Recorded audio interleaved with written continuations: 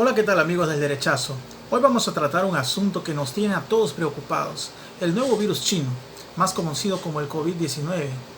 ¿Será que la letalidad de este virus justifica la cuarentena que se está llevando a cabo a nivel mundial? Pues lo descubriremos ahora.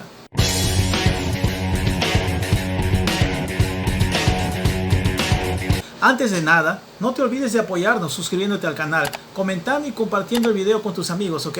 Bueno, vamos al tema. A partir de marzo, muchos países, prácticamente todos, impusieron a sus ciudadanos medidas drásticas, entre ellas el aislamiento social. Casi 100% de las personas obedecieron a estas leyes, pues el pánico que nos puso la prensa internacional al informar lo que pasó en Italia fue enorme. La histeria se apoderó de muchas personas que corrieron a los supermercados y compraron todo lo que veían por delante, principalmente papel higiénico y alcohol en gel. Todo esto por causa del virus chino.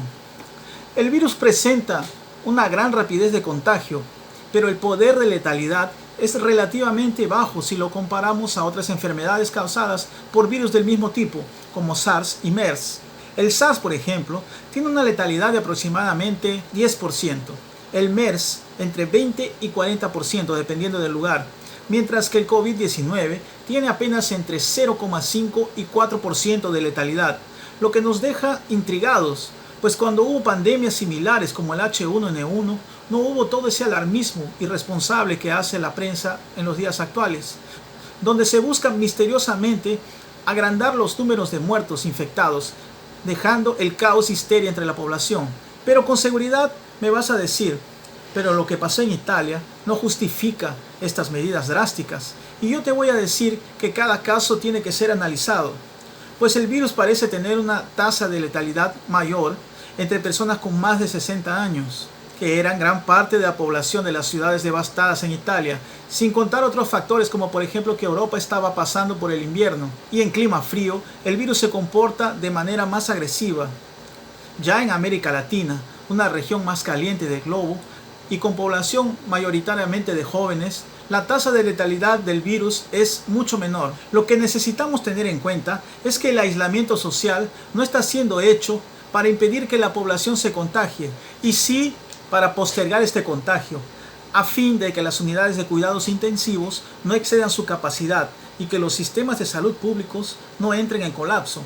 O sea, cuando te dicen que si te quedas en tu casa no serás infectado, te están mintiendo, porque tarde o temprano todos seremos expuestos al virus. Un hecho impresionante es ver cómo las personas son capaces de abrir mano de sus derechos individuales cuando están en pánico, y de cómo se ponen a la merced de sus gobernantes, los cuales promulgan leyes, algunas realmente estúpidas, como por ejemplo en el caso de Perú, donde el gobierno promulgó una ley por la cual habían días para que salieran los hombres a la calle y días para que salieran las mujeres. O leyes dictatoriales, como las del gobernador del estado de São Paulo en Brasil, que quería monitorar a las personas vía celular. Mientras ocurre eso, la prensa internacional se esmera al máximo para dejarnos en pánico, informándonos a cada minuto que hay más presuntos muertos por el virus, o más sospechosos de estar infectados con esta enfermedad, y nos muestran el aislamiento social horizontal, o sea, el que quiere dejar a todas las personas en casa como el santo remedio que nos sacará de la pandemia. Muchos ciudadanos acaban creyendo esto y con ímpetu casi inquisitorial pasan a perseguir a quien ose violar la cuarentena o a quien hable mal de ella. Pero lo que la prensa no te muestra es de que la Organización Mundial de la Salud adoptó el aislamiento social como medio de combatir la pandemia por influencia china. Las confiables autoridades chinas relataron que fue así que vencieron al virus con pocas muertes. Algo muy difícil de creer, pues en China, un país sin libertad, es fácil manipular datos, ocultar pruebas y encarcelar a quien decida contar la verdad. Lo que la prensa también nos muestra es que hay estudios que no están de acuerdo con este aislamiento, como el del presidente del Centro Espacial Israelí, el PhD Isaac Ben Israel, que hizo un estudio con los datos actuales sobre el comportamiento del virus y concluyó que el punto máximo de contagio ocurre en 6 semanas, ya sea en países que adoptan el aislamiento, como Italia por ejemplo, como en países que no lo adoptan, como Singapur. Pero entonces, ¿a quién le conviene tanto este aislamiento?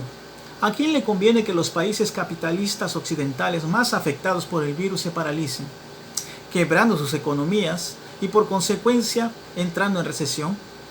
Sin meternos en teorías de la conspiración, tenemos que analizar algunos hechos extraños.